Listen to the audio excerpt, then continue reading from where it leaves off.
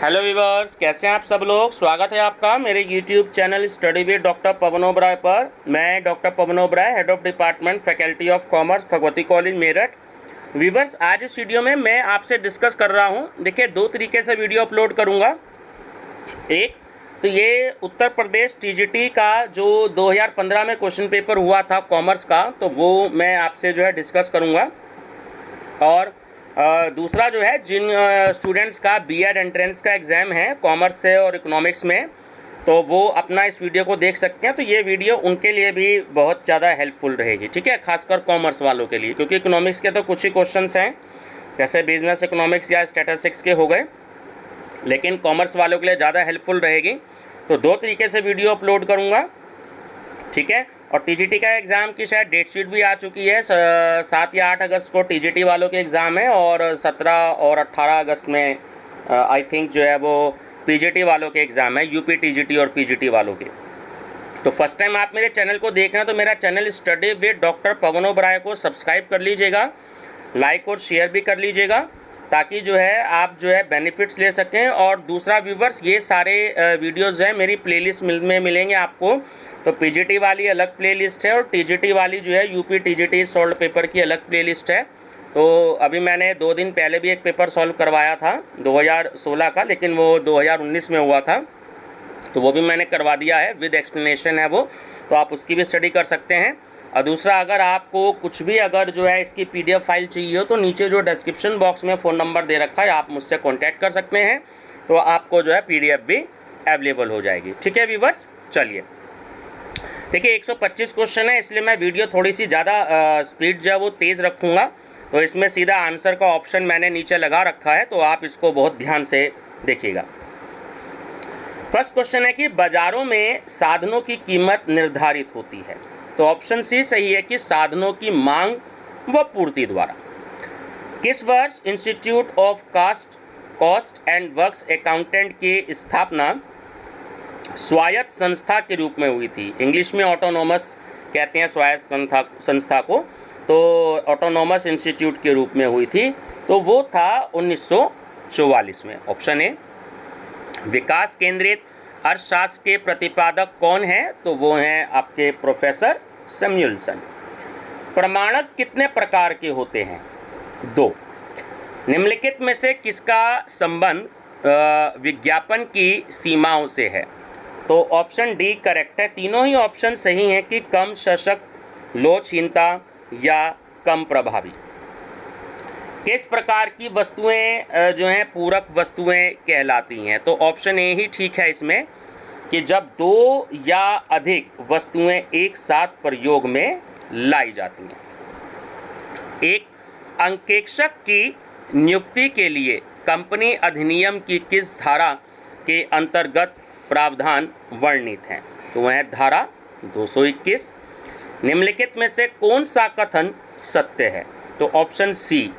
दोनों ही कथन बिल्कुल सत्य हैं कि वर्ष 1969 में 14 प्रमुख वाणिज्यिक बैंकों का राष्ट्रीयकरण कर दिया था, और सेकंड, वर्ष 1980 में निजी क्षेत्र में कार्य कर रहे 6 अन्य बैंकों का भी राष्ट्रीयकरण कर दिया था, है ना। तो ये दोनों ही स्टेटमेंट जो हैं बिल्कुल सही हैं। प्रमाप विचलन होता है, तो आपको फार्मूला बताना है, तो ये ऑप्शन डी वाला जो फार्मूला है वो बिल्कुल ठीक है कि √σd²/n। अब निम्नलिखित कथनों पर विचार कीजिए, ठीक है। अब ये बताना है आपको इसमें से कि कौन सा जो कथन है वो इसमें से सही है। तो ऑप्शन नंबर ए सही है कि 1 और 2, यानी कि व्यापार और सभ्यता एक दूसरे के पूरक हैं, और सेकंड की व्यापार की प्रबल इच्छा से ही कई देशों के नए मार्गों की खोज की गई, ठीक है। तो ऑप्शन ए ठीक है। सर्वोत्तम संयोग की कौन सी स्थिति लाभदायक है? तो ऑप्शन नंबर ये वाला ए ही ठीक है कि न्यूनतम लागत पर अधिकतम उत्पादन। अपकिरण ज्ञात करने की विधियां हैं। तो देखिए, अपकिरण ज्ञात करने की तीनों ही विधियां हैं, ये सीमा विधि भी और विचलन माध्य विधि भी और बिंदु रेखीय विधि भी। तो ऑप्शन डी जो है वो बिल्कुल करेक्ट है। माल्थस के सिद्धांत के अनुसार बिना किसी प्रतिबंध के जनसंख्या कितनी अवधि में दुगनी हो जाती है? 25 वर्षों में। सही संबंध चुनिए, यानी कि आपको इसमें बताना है। तो ऑप्शन नंबर ए ही इसमें आपका सही है कि 5x माध्य विचलन इक्वल टू 4x प्रमाप विचलन। वह व्यापार जिसके अंतर्गत माल एक दूसरे देशों से ज़्यादा मात्रा में मंगाया जाता है एवं उसको निर्मित करके पुनः दूसरे देशों में बेचा जाता है, तो वो क्या कहलाता है? वो कहलाता है पुनः निर्यात व्यापार। निम्नलिखित कथनों पर विचार कीजिए। अब ये देखिए 2 स्टेटमेंट दे रहे हैं, तो आपसे पूछा है कि इसमें से कौन सा कथन या कौन से कथन सही हैं। तो ऑप्शन सी के 1 और 2, ये जो दोनों स्टेटमेंट दिए हुए हैं बिल्कुल ठीक हैं कि स्थिर साधन के साथ परिवर्तनशील इकाइयों का अधिक प्रयोग करने से उत्पादन में वृद्धि होती है और उत्पादन प्रक्रिया के प्रारंभ में श्रम विभाजन संभव नहीं होता। ठीक है, दोनों ही बिल्कुल ठीक हैं। चार्लियर जांच का प्रयोग किया जाता है, तो समांतर माध्यम में किया जाता है। बैंकिंग कंपनी अधिनियम को कब बदलकर बैंकिंग नियमन अधिनियम कर दिया गया? 1962 में। यदि 12, 17, 24 और ये x दे रखा है, 28, 29 का समांतर माध्य 22 हो तो x का समांतर माध्य, ठीक है। तो जब आप इसे सॉल्व करेंगे और फार्मूला लगाएंगे तो वो होगा आपका 22। निम्नलिखित में से किसका संबंध छोटे पैमाने के फुटकर व्यापारी से नहीं है? तो वो होता है डाक द्वारा व्यापार। निम्नलिखित में से किसका संबंध मुद्रा संकुचन से नहीं है? तो ऑप्शन सी कि मुद्रा की मांग उसकी पूर्ति से कम होती है। अब देखिए 22वें क्वेश्चन में क्योंकि 5 जो है वो सबसे ज़्यादा बार रिपीट हो रहा है, तो इसलिए जो मोड है बहुलक है, तो उसका आंसर 5 ही होगा। ठीक है ना, तो 5, 1, 2 और 3 और 4 बार रिपीट हो रहा है, तो इसलिए 5 आंसर है। विनिमय में क्या क्या शामिल है? तो देखिए तीनों ही ऑप्शन शामिल हैं इसमें कि धन के ऐच्छिक हस्तांतरण, धन के वैधानिक हस्तांतरण, धन के पारस्परिक हस्तांतरण। तो ऑप्शन डी जो है वो बिल्कुल सही है, इसका सही आंसर है ऑप्शन नंबर डी। ठीक है, 24वां है कि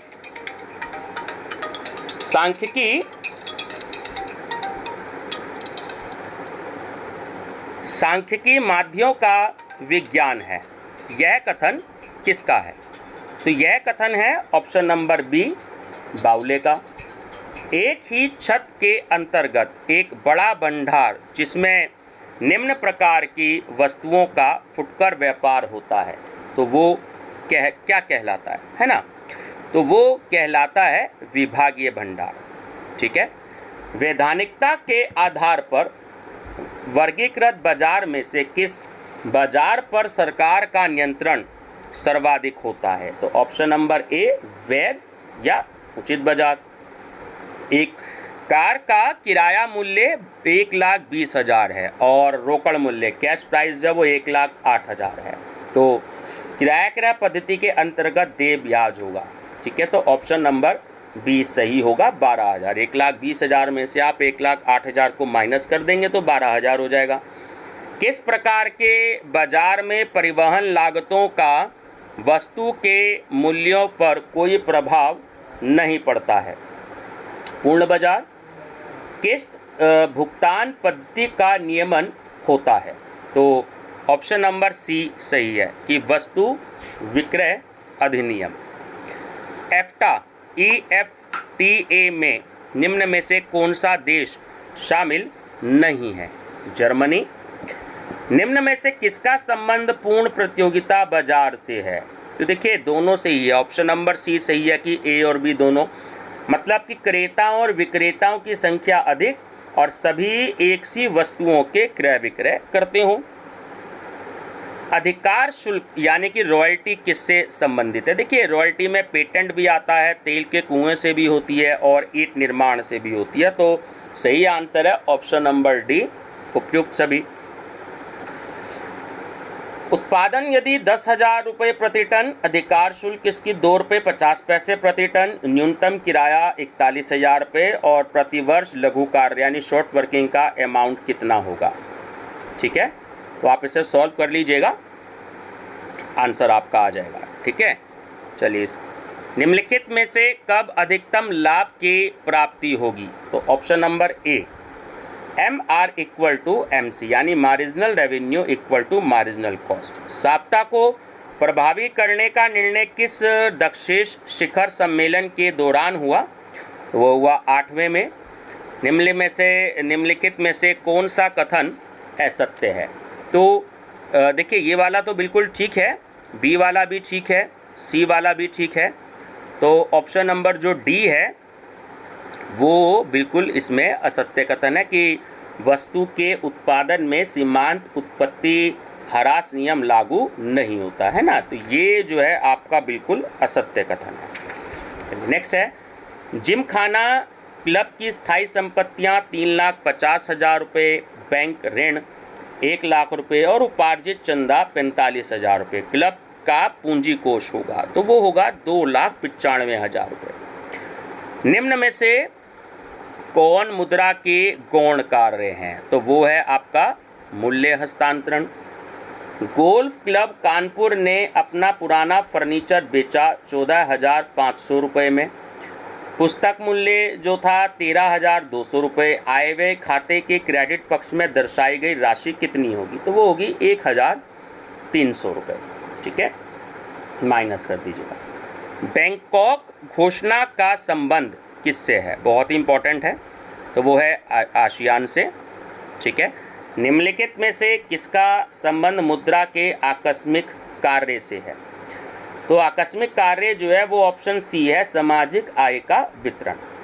नाम मात्र का खाता है तो वो है आपका आय व्यय खाता। वर्ष 1911 में प्रकाशित पुस्तक the purchasing power of money किसके द्वारा लिखी गई थी। Irving Fisher.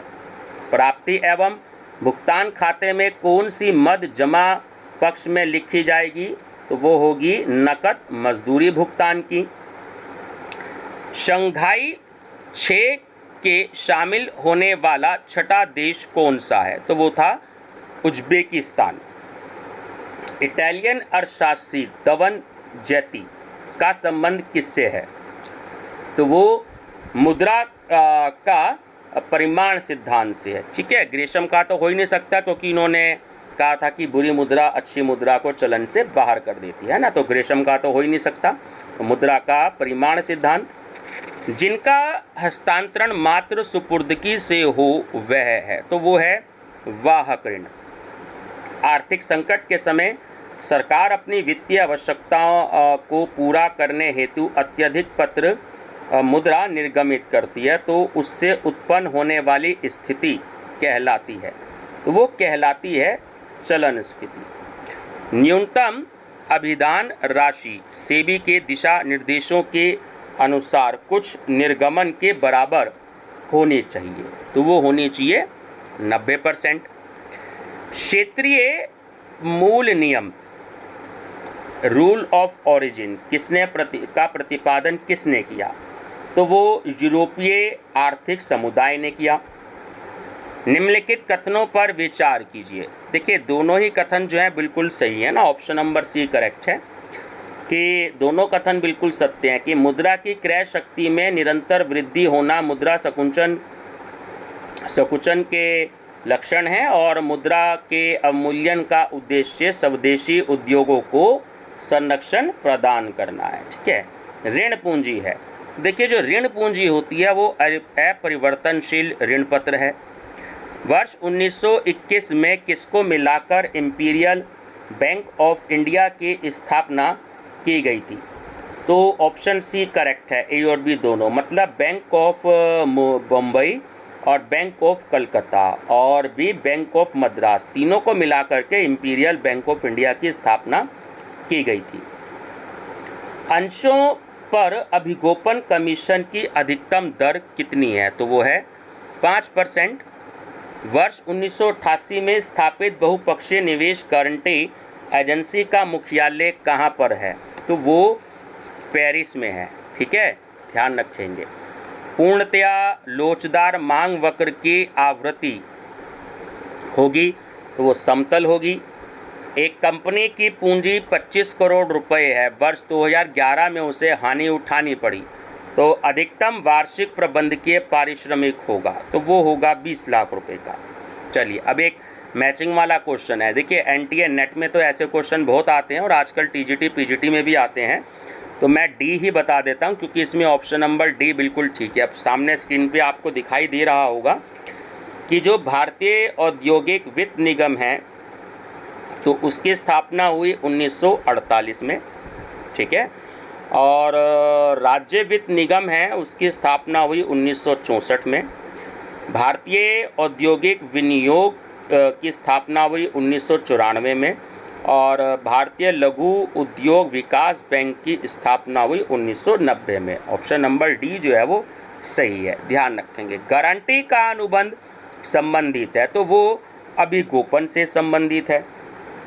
अंतर्राष्ट्रीय विकास संघ को अन्य नाम से जाना जाता है तो इसे हम दीर्घकालिक ऋणदाता और सुलभ ऋण खिड़की, है ना, सॉफ्ट लोन विंडो के नाम से क्वेश्चन आता है। एनटीए नेट में भी आया हुआ है ये क्वेश्चन और पीजीटी में भी आया हुआ है कि जो हमारा इंटरनेशनल डेवलपमेंट एसोसिएशन है आईडीए, तो इसको हम सॉफ्ट लोन विंडो के नाम से भी जाते हैं और ये जो है लॉन्ग टर्म के लिए जो है लोन प्रोवाइड कराता है। कृषि विकास हेतु नाबार्ड की स्थापना किस वर्ष में की गई थी? तो देखिए नाबार्ड की स्थापना 1982 में की गई थी। एक्स वाई और जेड 5:3:2 के अनुपात में साझी हैं या साझेदार हैं। वाई जो है वो अवकाश ग्रहण करता है तो एक्स और वाई का नया अनुपात होगा तो वो होगा 5:2। वस्तु विनिमय प्रणाली में क्या होता था? तो ऑप्शन सी कि वस्तु के बदले वस्तु का चलन। सभी साझेदारों के दिवालिया होने पर हानि होती है तो वो लेनदारों को होती है। ठीक है, IMF इंटरनेशनल मॉनेटरी फंड का कार्यालय कहाँ है? तो देखिए वो वैसे तो जेनेवा आता है लेकिन पेरिस भी दे रखा है तो इसलिए पेरिस और जेनेवा दोनों ही इसका आंसर आएगा, है ना। तो निम्नलिखित में से किसका संबंध जो है वो बचत खाता से है? तो देखिए तीनों ही है, मोबाइल बैंकिंग भी है, मल्टीसिटी जो है वो चेकबुक से भी है और इंटरनेट बैंकिंग से भी है। तो ऑप्शन डी करेक्ट है कि ये सभी। साझेदारी फर्म के विघटन के समय दायित्वों का भुगतान करने पर धनराशि लिखी जाएगी तो वो वास्तविक भुगतान की राशि लिखी जाएगी। प्रिंसिपल्स ऑफ इकोनॉमिक्स किसकी सुप्रसिद्ध पुस्तक है? तो हम सब जानते हैं कि ये मार्शल की है। गार्नर बनाम मुरे, ये एक्चुअली मरे नहीं था, मुरे था ये, है ना, तो वो ऊ की मात्रा रह गई है इसमें। तो गार्नर बनाम मुरे का नियम लागू हुआ था तो ये 1903 में हुआ था। वर्ष 1943 में किस समझौते के द्वारा अंतर्राष्ट्रीय मुद्रा कोष की स्थापना का प्रस्ताव दिया गया था? तो वो था व्हाइट प्लान। निम्नलिखित में से कौन मुद्रा अवमूल्यन से संबंधित है? तो ऑप्शन नंबर ए करेक्ट है कि देश की मुद्रा की इकाई के बदले में कम विदेशी मुद्रा प्राप्त होने लगती है। चलिए, एक्स वाई और जेड फर्म में 3:4:2 के साझेदार हैं। एक्स के अवकाश ग्रहण करने के बाद वाई और जेड के लाभ को 4:5 के रेशियो में बांटते हैं तो लाभ का अनुपात कितना होगा? देखिए लाभ केवल जो है वो जेड को मिलेगा। ठीक है, वस्तुएं, वैसी वस्तुएं जिनकी मांग उपभोक्ता की आय के बढ़ते रहने से कम हो जाती हैं तो वो कौन सी वस्तुएं कहलाती हैं? तो वो देखिए आय बढ़ते रहने के कारण अगर कुछ ऐसी वस्तुएं होती हैं जिनकी मांग कम हो जाती है तो उन्हें हीन वस्तुएं कहते हैं। ऑप्शन नंबर बी जो है वो करेक्ट है। संपत्तियों का प्रारंभिक शेष 5,000 रुपये और अंतिम शेष 80,000 रुपये, अतिरिक्त पूंजी जो है वो 10,000 रुपये, तो शुद्ध लाभ होगा वो होगा 20,000 रुपये का। अंतर्राष्ट्रीय व्यवसाय में व्यापार और वस्तु और सेवाओं का उत्पादन भी शामिल होता है तो इसमें कौन सा कथन सत्य है? तो इसमें जो है केवल जो है आपका ऑप्शन बी, केवल 2। ठीक है, ये थोड़ा सा इसमें मिसिंग क्वेश्चन लग रहा है मेरे को, ये शायद मिसिंग क्वेश्चन है, कुछ इसमें गड़बड़ है। ठीक है व्यूअर्स, विक्रय लागत 1,50,000 रुपये है, सकल हानि 25% विक्रय पर है, तो विक्रय की राशि क्या होगी? तो वो होगी आपकी 1,20,000 रुपये। ठीक है, चलिए, तुष्टिगुण किसी वस्तु या सेवा की वह क्षमता है जो डैश को संतुष्ट करता है, आवश्यकता को। ठीक है, अमूर्त संपत्ति है तो आप सभी जानते हो, ख्याति जो है वो एक इंटेंजिबल एसेट्स होती है। भारत के प्रयास से स्थापित होने वाला पहला बैंक कौन सा था? तो वो था पंजाब नेशनल बैंक, ध्यान रखेंगे। ठीक है, पंजाब नेशनल बैंक। तलपट द्वारा कौन सी अशुद्धि प्रकट जो है वो नहीं होती है? तो देखिए, सैद्धांतिक अशुद्धियाँ और क्षतिपूरक अशुद्धियाँ, तो ऑप्शन सी करेक्ट है, ए और बी दोनों। विनिमय दर एवं क्रय शक्ति के आधार पर विश्व में भारत का कौन सा स्थान है? तो 8वां स्थान है, ध्यान रखेंगे। भवन खाता, माल खाता, मशीन खाता आदि उदाहरण है किसके? मूर्त वास्तविक खाता के। निम्नलिखित में से आरबीआई के कार्य हैं, तो ऑप्शन नंबर डी जो है वो इसमें सही है ना, तीनों ही है कि चलन एवं वित्त पर रिपोर्ट, मुद्रा निर्गमन और बैंकों की प्रगति का विवरण। तो ऑप्शन नंबर डी जो है वो बिल्कुल करेक्ट है कि पहला, दूसरा और तीसरा। संयुक्त राष्ट्र संघ के सर्वेक्षण के अनुसार किसी देश की जनसंख्या वृद्धि 1% है तो उसे वर्तमान जीवन स्तर बनाए रखने के लिए कितने प्रतिशत अतिरिक्त विनियोग की आवश्यकता होगी? 4। कल्याण अर्थशास्त्र का जनक किनको कहा जाता है? एडम स्मिथ को, और अर्थशास्त्र के जनक भी एडम स्मिथ को ही कहा जाता है। एक कार्यालय भवन 5 लाख रुपए में क्रय किया गया था, जिसका वर्तमान पुस्तकीय मूल्य 2,50,000 रुपये है, जो 3 लाख रुपए में बेचा गया, तो पूंजीगत लाभ होगा, तो वो होगा 50,000 रुपये का। निम्नलिखित में से कहाँ आरबीआई के क्षेत्रीय कार्यालय नहीं है? तो इलाहाबाद में नहीं है। ठीक है, रीजनल ऑफिस नहीं है। कारखाने के निर्माण पर 5,50,000 रुपये किया गया व्यय है, तो ये एक पूंजीगत व्यय है। उपभोग के समानार्थिक सूचक में शामिल है, तो तीनों ही है कि जनसंख्या के लिए डॉक्टर, वाहन की उपलब्धता और फ़ोन व टेलीविज़न की उपलब्धता। तो ऑप्शन डी करेक्ट है, फर्स्ट, सेकंड और थर्ड। भारत में आधुनिक तरीके का सबसे पहला bank, the bank of Hindustan, कब बंद हो गया? तो वो 1832 ईस्वी में बंद हो गया था। ठीक है, लेखा मानक 10 जो है वो किससे संबंधित है? तो वो है स्थायी संपत्तियों का लेखांकन से। मूल्य और मांग का संबंध होता है, तो वो देखिए हमेशा विपरीत संबंध होता है। संस्थाएं जिनका उद्देश्य लाभ कमाना नहीं होता के लिए कौन सी लेखांकन प्रणाली लागू होती है? तो वो रोकड़ प्रणाली लागू होती है। भारत में विदेशी व्यापार हेतु वित्त व्यवस्था के लिए निर्भरता होती है, तो ऑप्शन सी करेक्ट है ना। देखिए दोनों ही है, फर्स्ट और सेकंड, आयात निर्यात बैंक पर और सरकार पर। किसी वस्तु के निरंतर बढ़ती इकाई से सीमांत उपयोगिता का कौन सा क्रम प्रदर्शित होता है? तो ऑप्शन सी कि धनात्मक उपयोगिता, शून्य उपयोगिता, ऋणात्मक उपयोगिता। ठीक है, प्रबंधकों के लिए कौन सा लेखांकन सहायक होता है? जाहिर बात है प्रबंध के लेखांकन ही होगा। निम्नलिखित में से किसका संबंध बाजार से है? तो ऑप्शन ए यानी फर्स्ट और सेकंड। ठीक है, मीन्स कि एक संपूर्ण क्षेत्र होता है और जहां वस्तु के क्रेता और विक्रेता होते हैं। ठीक है, बजाज लिमिटेड की संपत्तियां 2,08,067 लाख है ना, तो मतलब 2,867 लाख है, तथा पूंजी जो है वो 1,276 लाख है। तो दायित्व होंगे तो वो होंगे आपके 1,591 के, है ना, माइनस कर देंगे तो आंसर आ जाएगा। भारतीय अर्थव्यवस्था के अल्प विकास का प्रमुख कारण है, तो देखिए ये भी है, एक तो कि प्रति व्यक्ति उपलब्ध पूंजी की निम्न मात्रा, और दूसरा भी है कि पूंजी निर्माण की निम्न दर। तो ऑप्शन सी जो है वो करेक्ट है, ए और बी दोनों। पूरक वस्तुओं की मांग वक्र का ढाल होता है तो वो ऋणात्मक होता है। निम्न में से कौन तीव्र वस्तुओं में शामिल, तीव्र उपभोग की वस्तुओं में शामिल नहीं है? तो वो है आपका कोल्ड ड्रिंक्स।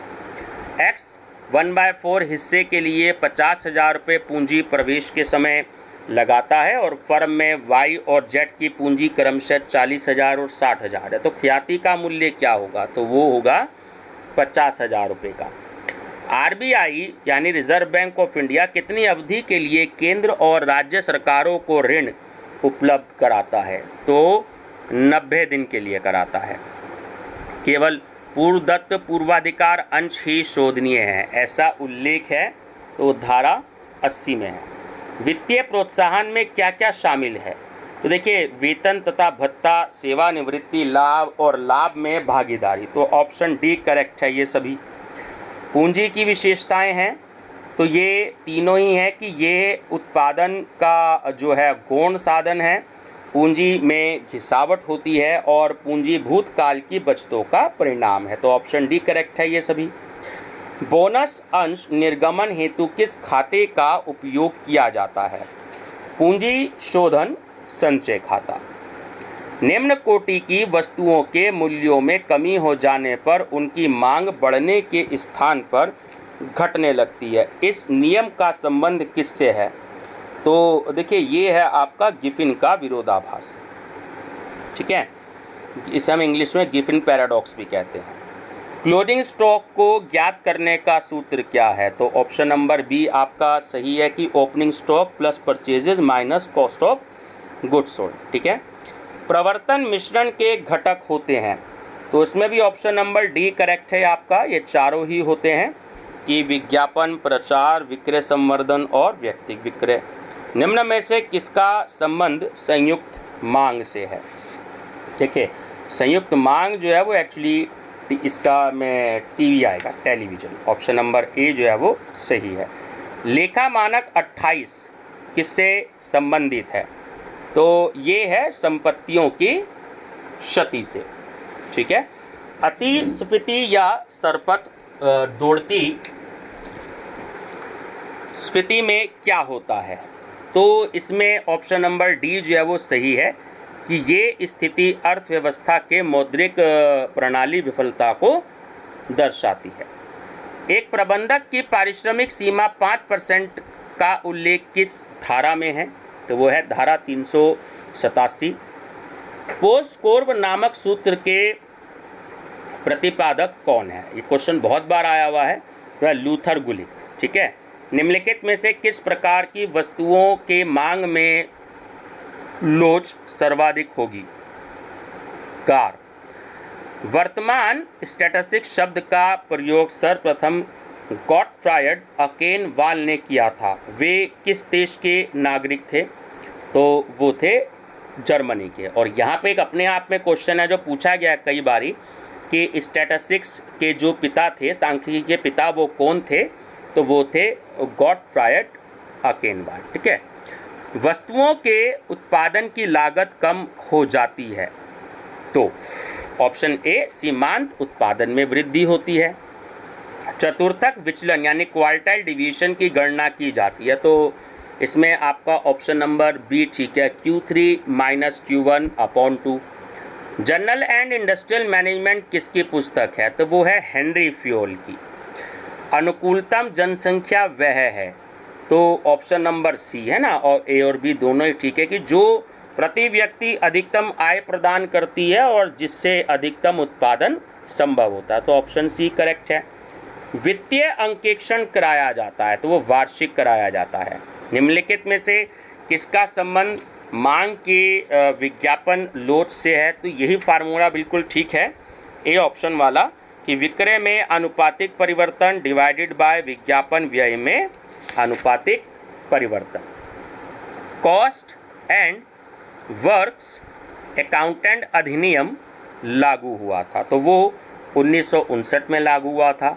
और लास्ट क्वेश्चन है व्यूअर्स कि जनता से कोष जुटाने वाली कंपनी को क्या कदम उठाने पड़ते हैं? तो देखिए तीनों ही, सेबी से भी अनुमति लेनी पड़ती है और कंपनी के प्रतिभूतियों के सूचीकरण के लिए आवेदन भी करना पड़ता है और न्यूनतम अभिदान की प्राप्ति को सुनिश्चित भी करना होता है। ठीक है व्यूअर्स, तो ऑप्शन डी जो है वो इसका करेक्ट आंसर है। तो ये व्यूअर्स मैंने देखिए अभी भी लगभग 30 मिनट की वीडियो बन गई है, क्योंकि 125 क्वेश्चन होते हैं। स्पीड भी मैंने थोड़ा सा हाई रखी है। अगर फिर भी जो है किसी क्वेश्चन में कोई गलती होगी हो तो मैं उसके लिए माफ़ी चाहूँगा। कोशिश तो देखिए यही रहती है कि किसी का आंसर गलत ना हो, लेकिन फिर भी हो जाता है, कभी कभी हो सकता है। ठीक है, तो अगर आपको लगता है कि मेरे अगर किसी आंसर से अगर आपको कोई भी जस्टिफाइड आप नहीं होते हैं तो उसमें कोई कमेंट वगैरह देने की ज़रूरत नहीं है। अगर आपको लगता है कि आपका आंसर ठीक है तो आप अपने आंसर को ही उसको माने कि आपका आंसर ठीक है।